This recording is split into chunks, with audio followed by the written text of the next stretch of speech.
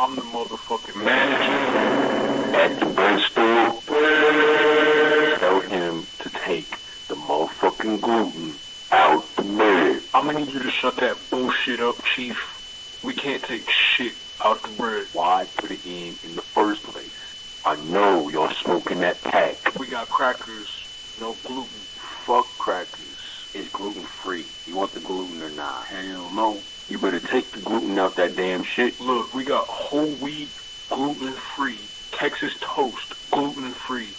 Tortilla. Fuck all that. What bitch ass country are y'all from? Where they got this bullshit at? Florida. I knew it. Look, you can either take this yeast or I'm calling the police. I'm going waste. Nah, don't call the police. I got a warrant. Honestly, fuck y'all.